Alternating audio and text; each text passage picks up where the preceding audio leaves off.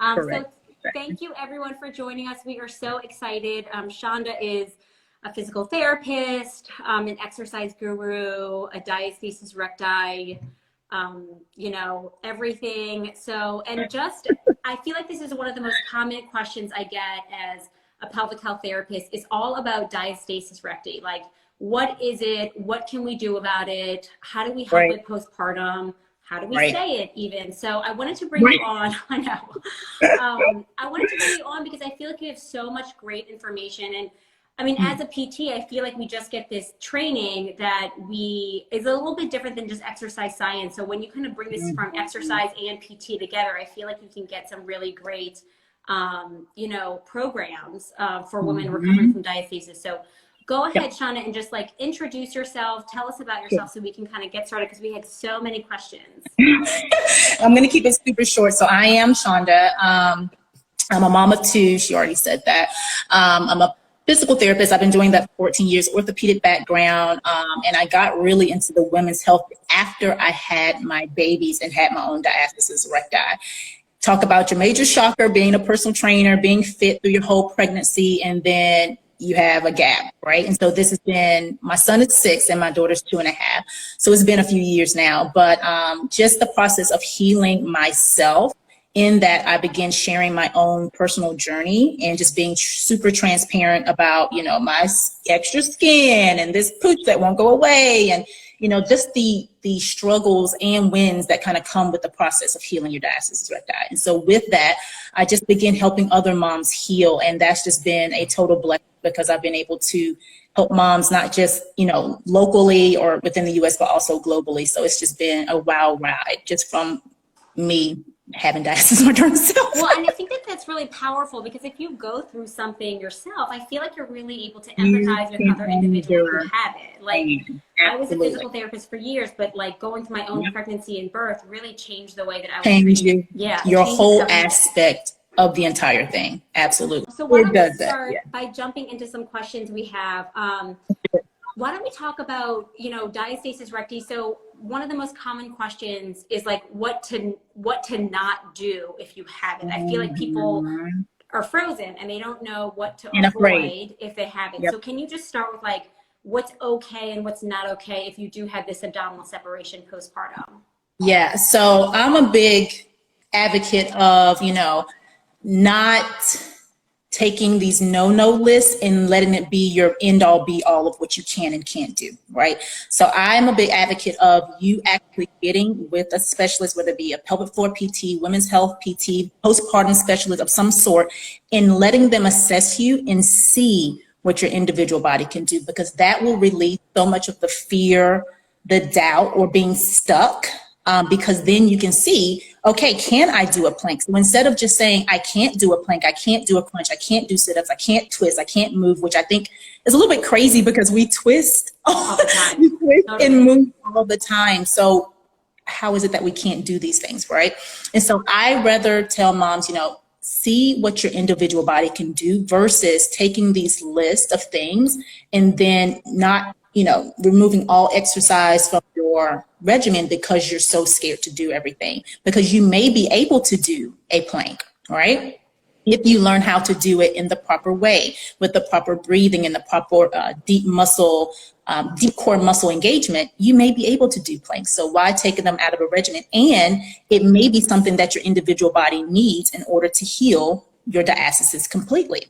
So what may be the very thing that you're taking out of the picture may be something that you need in order to heal. Now, that may not be the first course of action of what you do to heal, but it may be something that you need along the way. So I would say, I know it's to be on the safe side, to you know, not jump into those things and continue doing them. Sure, I say, you know, be on the safer side, but to be on the smarter side, actually get with the actual PT and see what your body can do so that you can heal much faster. Right. I totally agree with that. I think seeing a specialist, because it is, you know, we teach people a lot like how to diagnose it on themselves, but then they're like, okay, what are the next steps? Like, what do you do after you maybe have that? Yeah. And so what if a doctor tells a patient like, oh, you don't have it? A doctor or a midwife is like, oh, you don't have it. But somebody's like, I feel like I do. Do you recommend that they go work with someone, still a specialist, like a PT or a trainer? And of course, now that diastasis recti is like a hashtag everything out there, right? Of course, there's lots of tests and things like that. And I'm going to be very honest. When I see most of those tests, I'm like, if I was right off the street, I still wouldn't know what the heck I'm doing. You know what I mean? And so a lot of women who come to me, they do the test. And even myself, I have a video, on my bio or whatever that you can do a test, and I actually re-record, scratch all that, and I try to do a more in-depth, and I'll be uploading that soon because I'm like, that's still so confusing. But anyway, if you can self-assess yourself, that's a good place, right? And I say to all women, I'm just always been an advocate of, even if a professional tells you something and your individual body tells you something different, it's okay to get a second opinion. I highly recommend it versus you saying, I don't have diastasis recti, and then you go about your life and then you end up doing things that later you're like, gosh, I wish I had done that. I actually do have it. So yeah, it does pay to just, even if it's a one-time assessment. A lot of people don't know that. They can just get with a PT one time just to see if they even have it. I think that's a great idea because, in most states, I think every state, you can get an evaluation from a physical therapist without a doctor's prescription. So you are able just to, you can call different clinics in your area and say, hey, can I just come in for an eval? And then if you need to keep seeing them, a doctor can write you a referral, but you can at least get an assessment, right? And so at least kind of like, and I think that that's really helpful for people just to like get that answer, and then they feel some relief even just having a diagnosis or not. So should someone stop exercising if they do see that doming or coning in their abs? If they're doing an exercise and they see, and so when we talk about doming or coning, it's kind of like, we tell people if you were to do a crunch and you see like a little, it looks like a football or kind of like a pointing, coming up in the midline of your abs, that's what we talk about as like doming or coning. So should someone stop exercising or doing an exercise if they see that coning happening? Right. I actually like to explain to women and men, because of course men have diastasis. I work with women specifically, so I will say that a lot, but to actually use it as an assessment tool versus being scared of it, right? So meaning like you're doing crunches and you see actual tenting or coning at the midline. If you see that, then that's basically your body communicating to you. So you don't want to totally scratch that. You want to say, okay, what am I necessarily doing wrong, or what can I do differently? Because it's basically showing that your body can't control the pressure that's happening in your belly, and it's pushing it outward to show you a physical sign that something's happening there, right? Or that this isn't completely healed. So again, it's also kind of a diagnostic of some way to say, okay, my tissue maybe is not completely healed, because there are a lot of women who think, well, my diastasis is only 1 to 2 fingers, so it's healed, right? But I still get coning, and that's something that I see a lot. I still get coning, but it's only 1 to 2 fingers, which is like technically a healed diastasis, right? And so with that being said, that's letting you see diagnostically that your diastasis may not be healed, and you still need to work on some particular things, whether it be your rib cage mobility, whether it be training your deep core muscles more, or doing particular exercises to help heal it a little bit better, or saying that that particular exercise that you may need to adjust how you're doing. So instead of not doing it at all, you can always modify the exercise versus taking it out completely, right? And so the way I like to go about that, which is, I feel like my answers are always long because there's so many different factors to look at versus like black and white, like I have to stop, I can't do it. It's so much in the middle that can be worked around that gives, I feel, a lot of women a lot more empowerment and liberation in this diagnosis that felt like once a death sentence. You know what I mean? Totally. I mean, I think that that's a really great way to look at it. Like diastasis recti is just, it gives you information. Like, again, you're not managing your pressure well during a certain activity, or that your tissue isn't ready to tolerate this load versus like, you can't do this, you can only do this. So I think it is really empowering when you think about it, to say, hey, you can do all of this, but you just kind of have to stay within these parameters versus like, it's only this. Absolutely. Yeah. And parameters is a perfect word, right? Because I don't want to ever make it seem like now just free flow, do everything, right? And again, working with a professional, you get those parameters versus trying to figure it out yourself. And some women can figure it out themselves. I don't make it seem like you can't heal it on your own, because you can, right? But I feel like it's just a lot more clear versus muddy water when you're working with someone who can help you figure that out. So say someone gets, if they're working on their diastasis and they get better, and then somebody asks, can it ever get worse again? Like, can it get better, and then like all of a sudden they feel like it's getting worse when it was better? Can that happen?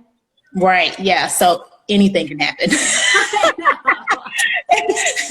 I love that question because I'm like, in the world of PT, everything you say it won't, it will. There'll be that person that totally proves you wrong. So yeah, I think there's a possibility, and I like to kind of reduce the fear behind that because I can feel the fear in that question. And a lot of women do fear that they're going to, once they heal it, they're going to make it worse. To reduce the fear in that is, I just tell moms, once you get the tools to educate yourself on how to heal your diastasis, you just continue to do it. You're not necessarily in rehab mode forever, but working on your posture, continue to breathe the right way, continuing to do exercises to work your deep core muscles that you may not even knew you had before because you were just doing your rectus all the time. That's a good preventative way to go about just caring for your body as a whole and caring for your core as a whole, which will help prevent your diastasis from maybe worsening. Now, could it? Sure, I think it's a possibility because our bodies are just so diverse and mobile like that. But I would say don't focus on that. Just really focus on doing the things you can do. And so, of course, like if you get pregnant again, then the possibility of that happening again is very natural. That was another question. Like, I feel like some people who have diastasis are scared when they get pregnant again. So, one of the things that I kind of tell them is like, okay, it just gives us information. Like, right from the start, these are some things to modify. Don't like sit up when you get out of bed, roll to your side. When you're picking up your other kiddo, making sure that you exhale so that you don't get too much pressure on the inside, or like, getting up from the couch, don't use your abs, like use your arms. So the day-to-day stuff, I feel like, but again, these are things that nobody's telling us. Like, this should be kind of standard information when you're pregnant and we don't get it. Exactly. Yep. Absolutely. And so that's why I love, before moms even get to the postpartum period, educating pregnant moms about those things, or even before you even get pregnant, being educated about it now. I just feel like there's so much work to do outside of just even postpartum when you already have it, but just on the wellness end of things and just helping moms educate them so that, again, it reduces the chances of that. So can you go over breathing specifically when we say kind of like using your breath to minimize pressure? Can you talk a little bit about that? And I don't mean to put you on the spot. I'm happy to weigh in. No, it's fine. You're fine. I'm trying to tell us everything you know in 30 minutes. It's so funny. I've gotten 2 new clients this round of my program from Africa. I'm not going to say it's different parts of Africa. I'm so excited about that. Anyway, I just saw somebody say, hey, from South Africa. We have South Africa, somebody from London. Right, that's exciting. Hey, London. Sorry, I just saw the comments. I was trying not to see them, but that's all anyway.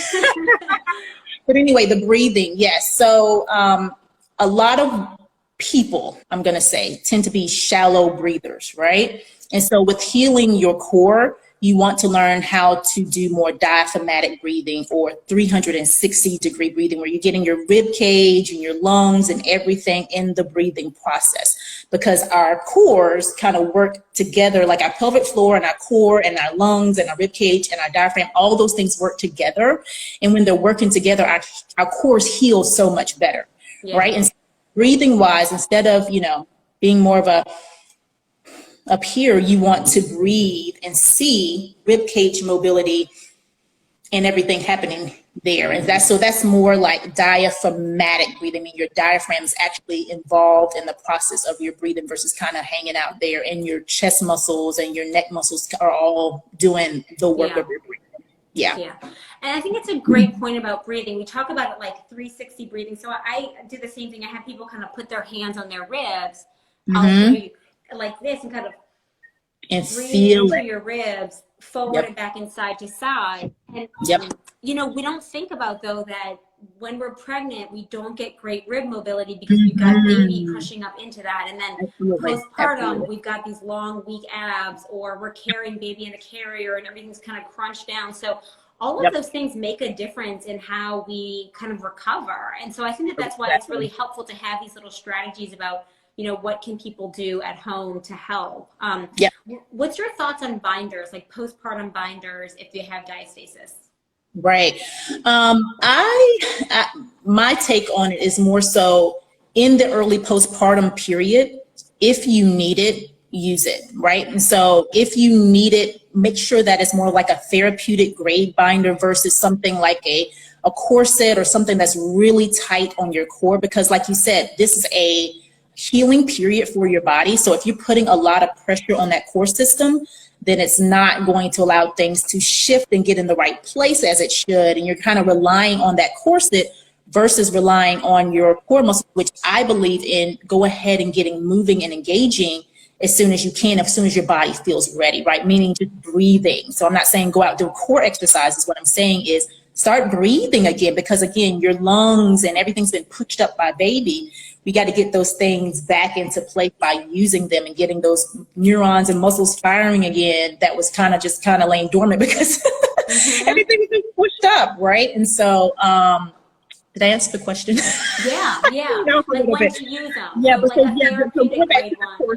Yeah, so I think, I definitely, like, if you're later postpartum, and I've had moms come to me who are still, wearing corsets and things like that, I try to get them to discontinue and wean off of those and start to use their own internal personal corset, which is their deep core muscles, because the way the deep core muscles are oriented in your core, they basically wrap around and they protect your spine and your core so much better than any external thing. Yeah. So would you say like 6 weeks postpartum? I usually say between 6 to 8 weeks postpartum for vaginal birth, maybe 8 to 12 weeks for a cesarean birth. Exactly. Okay. And then of course, with cesarean, they have actual C-section binders and things like that. There's different, because you have the stitching and everything else. You have to heal a little bit differently with the C-section. So yeah. I agree. Okay, awesome. I think it's really helpful. Do you feel like, how does somebody, so another question we had is a big question, like, is it ever too late? If they're a year postpartum, 2 years postpartum, I know the answer to this, and I think you know the answer to this, but we have to tell everybody the answer about it. Is it ever too late to start like rehabbing your postpartum body or helping heal a diastasis?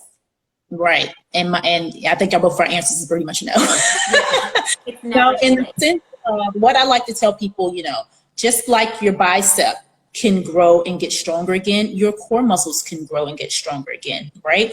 And so don't discount just because it's been years since you've had your baby that you can't rehab your body, right? And so there are moms who I've worked with who are years postpartum and they've done very well with healing their cores and their diastasis. And so, of course, everybody's different. I don't ever like to make it a like everyone can heal and everyone, come on.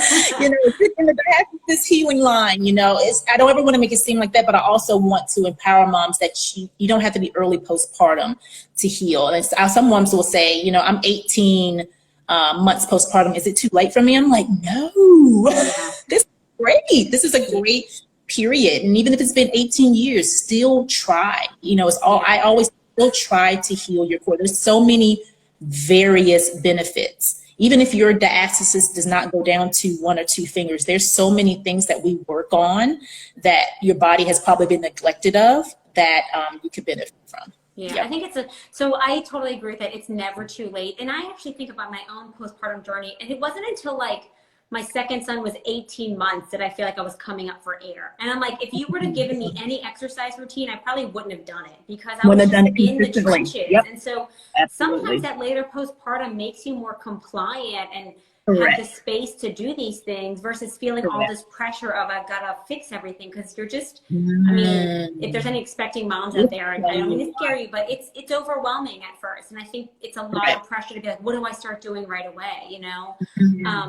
And then the other thing is that people ask a lot about, and that I kind of often talk about, is the effect of breastfeeding on healing a diastasis or lactation. So, producing breast milk. Do you have any thoughts on that, if that can affect healing of a diastasis or what someone could expect if they are lactating? Right. And so if you are lactating, of course, you have the relaxin hormones still in your body. So in reference to your healing time, it may take a little bit longer because that hormone pretty much communicates to your body to keep that any connective tissue, ligaments, anything like that lax while that hormone's still in your body. So of course, as you start to wean, and I experienced that within myself, it really wasn't until I stopped nursing my daughter a year. So that's why I tell people when they see my story, you know, it took me over a year to heal my diastasis because I nursed both of my babies up to a year. And within that time period, my diastasis was, even though it was healing, I could definitely see physical improvements happening. I could still stick my finger in and it would still go deep. And it wasn't until I stopped nursing. And it was so funny because I was doing my own kind of self-study on myself. Amazing to see the difference it made once I saw. I was like, oh, this stuff is true. I know. It was a big difference, you know, but I didn't let that stop. Number one, I didn't let that make me stop nursing, number one. And then number two, I gave myself, my body grace with that, knowing that knowledge. If you have that knowledge, then you just say, I'm going to continue to work at my healing, knowing this information. So don't not still work on healing your core. And then stop nursing. Okay, I have a different window of opportunity to see some differences in my body once I finish nursing. Yeah, I think it's a great point is that, no, you know, somebody commented about lactation. So often lactation, because you're using a lot of calories to produce breast milk, that you can lose some weight, but it goes both ways. I've had some clients and friends that hang on to weight a little bit when they're lactating. Because you're also, your body holding on to fat. Yeah, right. Exactly. And me, it like falls off and I'm like I can't even keep weight on because I'm just burning so much. So it definitely goes both ways. But I think it's an important point when it comes to diastasis healing and pelvic floor health, whether it's vaginal dryness or prolapse or leakage, that you definitely want to be doing the things that are going to help you recover, but knowing when you are done lactating, things may even improve more. So you kind of want to have those strategies and that foundation in place so that, you know, it'll really kind of snap back quicker once that journey is done. And again, a great point, like don't let it make you stop breastfeeding or lactating or whatever. It's just, you know, giving yourself that grace to say this is where I am right now. Totally. I did have somebody ask about, you know, what are some other symptoms that go along with diastasis? Like, are there pelvic floor symptoms? Is it back pain? Like, what may people also experience when they have this kind of separation in their abs that they don't even know are related to diastasis? Right. Did you want to touch on the pelvic floor part? So, I mean, I can, but I love to give space to the professional. All things vagina, I'm happy to jump in. So we know there's been some research that has shown that, you know, oftentimes there is a correlation. We can't say that it's causational, but there's a correlation between pelvic floor symptoms and diastasis. And so pelvic floor symptoms may be urinary leakage, maybe pelvic organ prolapse. You know, when somebody has a diastasis, there can be coexisting symptoms of, you know, leakage or prolapse or something like that. But it makes sense because if we think about it, diastasis is a pressure management issue. You have that pressure in your abdominals, you know, in the pelvic cavity needs to go somewhere when you lift, when you exercise. And so it's going out toward your abs, but it's also going down towards your pelvic floor. So, you know, think of it like squeezing a tube of toothpaste. Sometimes like the pressure's got to go somewhere. It's going to go, you know, down towards and make the toothpaste come out. So it makes sense that you may also have some pelvic floor issues. So there is a connection between the pelvic floor and diastasis, that the deep core muscles that you were talking about, Shonda, contract when you contract your pelvic floor. So that's why it's really important to know that your pelvic floor muscles are, you know, not overactive, they're not too tense, and you can really start doing this training to help your core and your pelvic floor at the same time. Yep. And then back pain is almost the same thing. Like you said, it's not always a causation, like diastasis doesn't necessarily cause back pain, but I do see a lot of women who come in who have pretty intense back pain, but that could be postural, that could be tight muscle, it could be muscle imbalances, it could be several different things, not necessarily the diastasis. But when women come to me who have back pain and diastasis, we treat both and we work on both, right? And so a lot of times as we're healing the core and we're getting the breathing done correctly. So I remember one of my clients was saying, you know, I used to have so much back pain, but when I just breathed correctly and I would do that diaphragmatic breathing you told me, my back pain would go away. And I was like, see? That's There's huge. so many different playing factors to that. So sometimes what you think is just one thing, or either just someone say it's just posture. Well, it may not be posture. It could be, muscle imbalances happening above and below, the core. So you have to kind of look at the whole body. And I like to educate moms that it's a whole entire body issue, in the sense of maybe you not have issues and we're not trying to fix every single thing in your body, right? But you have to assess and see what's going on above and below also, because it could be other things playing into the picture. Yeah, that's a great point. I have one more question before then I want to kind of talk about how you help moms virtually. When would somebody know that they need surgery? That is a good question. And again, I think it's not so black or white. It is not so black or white. And I know that is tough, because a lot of women consider surgery, and knowing that there's different types of surgeries out there. Some women, when they think about surgery, they're thinking about, like a tummy tuck, yeah. right? And so that's more like aesthetics and, the skin and tucking of that. That doesn't necessarily, you can correct me if I'm wrong, that doesn't necessarily heal the diastasis, right? And then you have the surgery that heals the diastasis in that surgery as well. So you got two different things kind of going there. And then also, with that, I would say, kind of rewinding the track, I would say always, getting with a PT and working on some things first and seeing what your body can and can't do. And if you feel like you've maxed all things out, you've done everything, and you're still, as a woman, not happy with where your body is, then that is something that I kind of tell my clients, that's totally up to you. If you want to have surgery to do a tummy tuck, that's your business. Like, do that, but don't let that be like first course of action, especially when I'm saying specifically healing the diastasis, because even if you heal your diastasis, that's not going to necessarily change your loose skin and excess skin. That's going to still exist. And so if that's something you want to combine because that's your personal choice, I don't knock anybody for that, because you do what's right for you. Right? Totally. When it comes to healing the actual DR, always go the route of naturally trying to heal it as much as you can. And if you're still having like extreme symptoms, and those symptoms are not going away, and you're having a lot of back pain, and it's just debilitating for you as a person, as a woman, and that's the right route for you, then that's the right route for you. Yeah, I agree with that. I think some of the things are, other just kind of logistical things are making sure that you're done breastfeeding and lactating. Give that like 6 months after you're done, to make sure that your hormones have kind of rebalanced, at least a year after giving birth. Again, kind of thinking about that hormone balance and allowing your body to kind of regulate itself.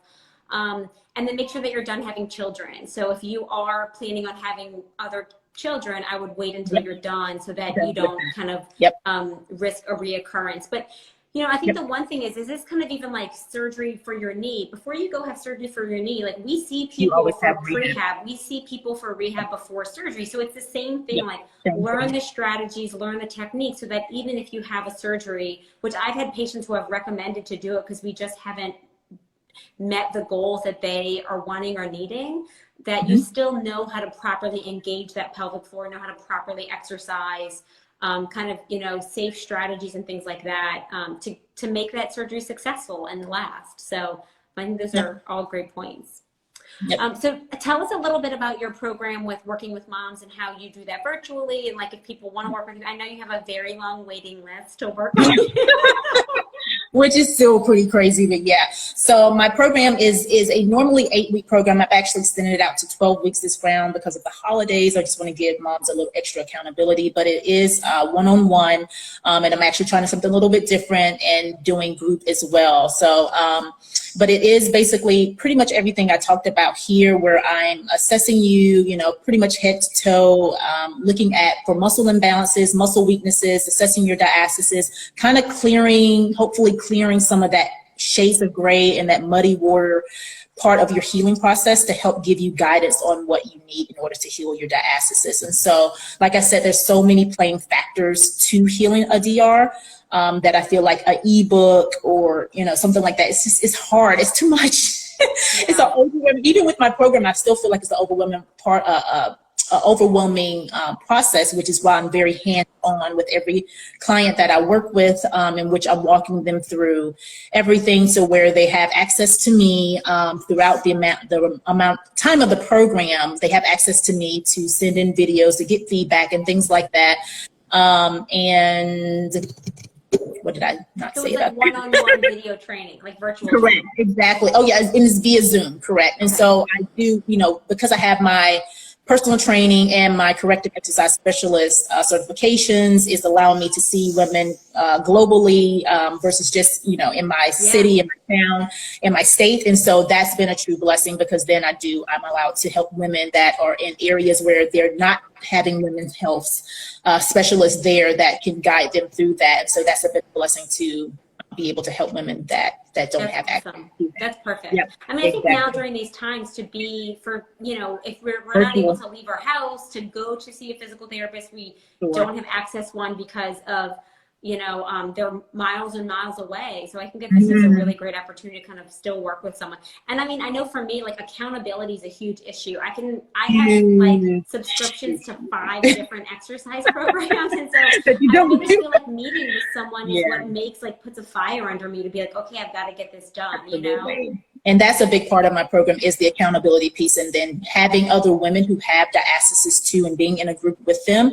I think it's been such a positive experience, because I've seen how women who felt very isolated and alone, now other women outside of, just the hashtag Diastasis Recti, I actually see these women and I see them healing, and they're, they have young babies and they're exercising, and I can exercise too. And it's so encouraging. I just try my stance on this whole entire process is a place of education and just empowerment, right? And so I like to remove the fear. I like to, remove the doubt and confusion, and just make it a easy process as possible to help women heal. And so my actual program is starting on Monday. So those who are interested in working with me, definitely feel free to message me. I do have a free 5-day Diastasis Recti challenge that you can do as well. And that's on the link in my bio. And I go over like 5 important areas, like the breathing and the how to exercise, and you breathe, while you're exercising, and learn how to breathe correctly. I go over nutrition. My husband's a registered dietitian, so we kind of team together on that. So I provide information about like tummy bloating and foods and things like that that you may want to look at in your diet that may bloat you, because I know bloating is a big issue with Diastasis Recti. So all of that's in there, and it's all free. So I do like to at least give moms a place of education and guidance versus feeling like I don't know where to go. And with that, it connects to my free Facebook support group. And so there's, I'm not sure, maybe 700-800 moms in there. And so I put education in there for them as well. And I'm actually doing a giveaway today. Oh, tell us about it. I'm nowhere near your 100 whatever K you got going. Fine. But I'm celebrating the 5K friends that I do have, and I'm doing a free giveaway. So I'm giving the Starbucks gift card, an Amazon gift card, and then a one-on-one consultation with me. So if there are moms on here that are wanting to heal their diastasis and wanting more guidance, I am doing a giveaway today. I'll share that. That's awesome. I bet people would love that. I mean, the consultation and the coffee, because hello. You hit like all the angles. So, you got to get the coffee and the. Okay. I know. I just got like a bigger coffee mug because I need more these days. So this was so helpful. I mean, I think one of the best things is just like really, it's not so fear-based. It's like, hey, this is what we can do. This is how we can help you. Like versus like, there's just like a lot of myths and a lot of misconceptions. So really clearing some of that up, that like crunches are okay. Things are like, you can do stuff. It's not so black or white, or that surgery is the only option. So this was just lovely. Like, thank you so much for taking the time to chat with us. Thank you for having me. Oh, absolutely. I love, we love chatting via. I love talking about this stuff. We geek out about it, but breaking it down, and just for me, the breakdown and just letting other moms feel some sense of just about this, it's all worth it to me. So yeah. Awesome. Yep. Thanks, Shonda. Do you, so people can find you at your Instagram handle, right? Yep. You can find me there, PTrainershonda. Okay. Yep. PTrainershonda. I'm going to type it in now so that everybody has it. And then we're going to save this to Instagram TV. And then I'll type this in. And then, so people know where to find you. They can go to your feed. They can message you. And make sure you go enter Shonda's giveaway so that you can get a consultation and some coffee. So that's super exciting. Absolutely. Yep. Okay, thanks so much. Thanks, Sarah. Thanks for coming on. Talk to you soon. Yep. Bye. Thanks for joining, everyone.